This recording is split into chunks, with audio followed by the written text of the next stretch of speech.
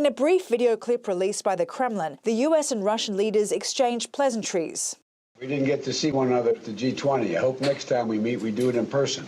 But the stakes of this virtual meeting were high, and the leaders soon got down to diplomacy as Moscow amasses a growing military presence along the Ukrainian border. US President Biden warned his Russian counterpart Vladimir Putin of the potential economic consequences should Russia invade Ukraine. I will look you in the eye and tell you, as President Biden looked President Putin in the eye and told him today, that things we did not do in 2014, we are prepared to do now. Russia says it has no plan to invade Ukraine and accused Kiev of provocation. But as the number of Russian troops along the Ukrainian border nears 100,000, fears of a renewed war in the region have NATO leaders on guard. It's not clear what economic sanctions may be in store. Some possibilities include restricting Russia's banks or disconnecting the country from global financial systems. But the Kremlin has accused NATO of causing tensions. Putin wants guarantees fixed into law that NATO won't attempt to exercise greater influence in the region. In America, we wouldn't like it if the Russians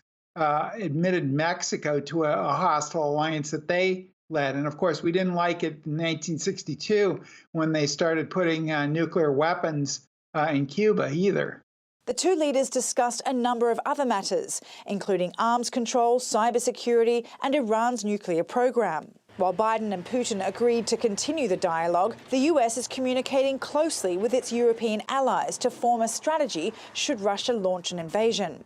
The memories of 2014 are all too familiar. More than 14,000 people have died in the conflict since Russian forces seized large areas of Ukraine's east, and Kiev has accused Russia of planning a much larger offensive in January.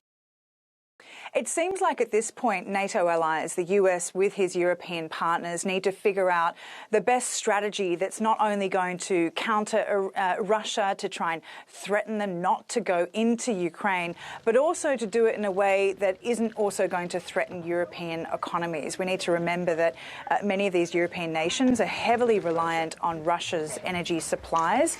And the concern by some of these countries is that if the relationship deteriorates between NATO and Russia even further, then that their economies will take a big hit.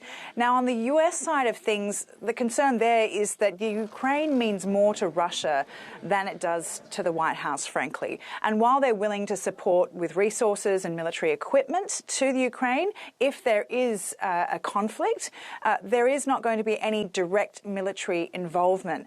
So the problem here is that if this strategy that they're trying to build with European allies isn't going to be enough to deter Russia, then the White House and the US looks weak in the eyes of the global stage, especially in the eyes of China, which is now where Biden is pivoting his foreign policy.